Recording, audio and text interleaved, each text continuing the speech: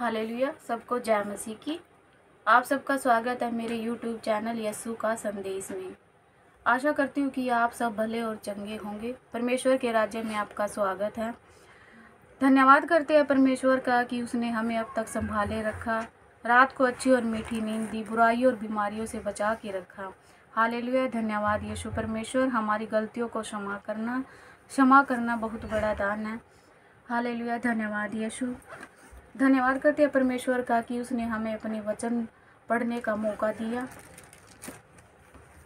परमेश्वर से प्रार्थना करते हैं कि वो हमें बुद्धि दे, दिमाग दे, ताकि हम उसके राज्य के लिए और कार्य करें। हालेलुया। सबको जय मसीह की। चलिए हम चलते हैं अपने वचन की ओर और नया नियम में मत्ती से 9वां अध्याय है। आशा करती हूँ कि आप सब उसे ध्यानपूर्वक सुनेंगे। हालेलुया। लकवे के रोगी को चंगा करना। फिर वह नाव पर चढ़कर पार गया और अपने नगर में आया। और देखो, कई लोग लकवे के एक रोगी को खाट पर रखकर उसके पास लाए। यीशु ने उनका विश्वास देखकर उस लकवे के रोगी से कहा, हे पुत्र, ढांढस बांध, तेरे पाप क्षमा हुए। इस पर कई शास्त्रियों ने सोचा, यह तो परमेश्वर की निंदा करता है। यीशु ने उनके मन की बातें जानकर कहा, तुम लोग अपने अपने मन में बुरा विचार क्यों कर रहे हो? सहज क्या है, यह कहना तेरे पाप क्षमा हुए, या यह कहना उठ और चल फिर? परंतु इसलिए कि तुम जान लो कि मनुष्य के पुत्र को पृथ्वी पर पाप क्षमा करने का अधिकार है। तब उसने लकवे के रोगी से कहा, उठ, अपनी खाट उठा और अपने घर चला जा। वह उठकर अपने घर चला गया। लोग यह देखकर डर गए और परमेश्वर की महिमा करने लगे, जिसने मनुष्यों को ऐसा अधिकार दिया है। मत्ती का बुलाया जाना। यहाँ से आगे बढ़कर यीशु ने मत्ती नामक एक मनुष्य को महसूल की चौकी पर बैठे देखा और उससे कहा, मेरे पीछे हो ले। वह उठकर उसके पीछे हो लिया।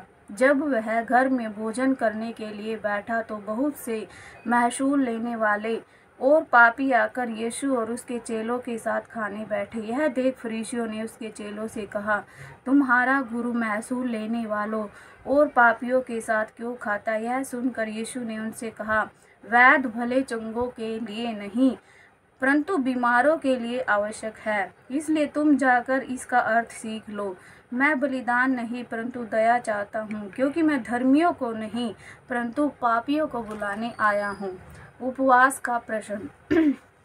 तब यूहन्ना के चेलों ने उसके पास आकर कहा, क्या कारण है कि हम और फरीसी इतना उपवास करते हैं, पर तेरे चेले उपवास नहीं करते? यीशु ने उनसे कहा, क्या बाराती जब तक दूल्हा उनके साथ है शोक कर सकते हैं? पर वे दिन आएंगे जब दूल्हा उनसे अलग किया जाएगा, उस समय वे उपवास करेंगे। कोरे कपड़े का पैबंद पुराने वस्त्र पर कोई नहीं लगाता, क्योंकि वह पैबंद उस वस्त्र से कुछ और खींच लेता है और वह अधिक फट जाता है। और लोग नया दाख रस पुरानी मस्कों में नहीं भरते हैं, क्योंकि ऐसा करने से मस्कें फट जाती है और दाख रस बह जाता है और मस्कें नष्ट हो जाती है। परंतु नया दाख रस नई मस्कों में भरते हैं और वे दोनों बचे रहते हैं।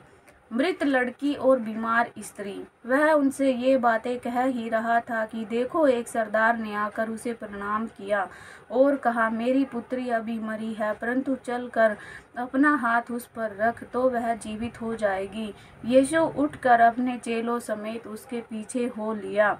और देखो, एक स्त्री ने, जिसको 12 वर्ष से लहू बहने का रोग था, पीछे से आकर उसके वस्त्र के आंचल को छू लिया, क्योंकि वह अपने मन में कहती थी, यदि मैं उसके वस्त्र ही को छू लूंगी तो चंगी हो जाऊंगी। यीशु ने फिर कर उसे देखा और कहा, पुत्री, ढांढस बांधो, तेरे विश्वास ने तुझे चंगा किया है। तब वह स्त्री उसी घड़ी चंगी हो गई। जब यीशु उस सरदार के घर में पहुंचा और बांसुरी बजाने वालों और भीड़ को हल्लड़ मचाते देखा, तब कहा, हट जाओ, लड़की मरी नहीं पर सोती है।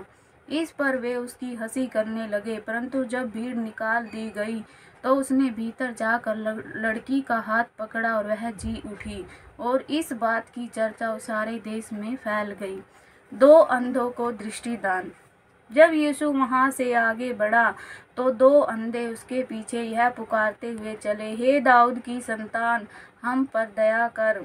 जब वह घर में पहुंचा तो वे अंधे उसके पास आए और यीशु ने उनसे कहा, क्या तुम्हें विश्वास है कि मैं यह कर सकता हूँ? उन्होंने उससे कहा, हाँ प्रभु।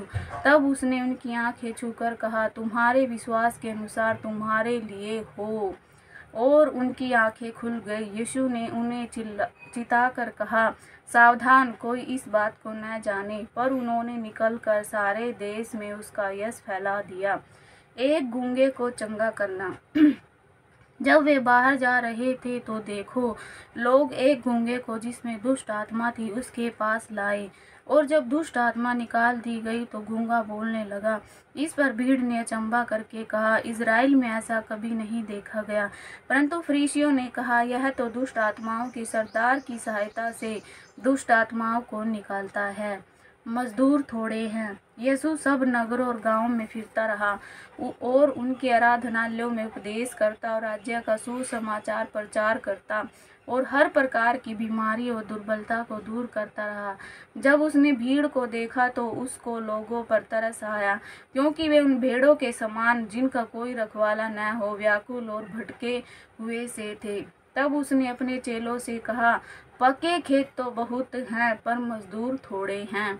इसलिए खेत के स्वामी से विनती करो कि वह अपने खेत काटने के लिए मजदूर भेज दे। आमीन। आशा करती हूँ कि आपको ये वचन अच्छे लगे होंगे। इन्हें सुनिए ताकि वचन आपके जीवन में 1000 गुना और 100 गुना फलों को लेकर आए, आपके हर संकट और बुराइयों को दूर करे। धन्यवाद सबको। अगर आपको ये वचन अच्छे लगे हो तो लाइक करें, शेयर करें और सब्सक्राइब भी जरूर करें। जय मसीह की।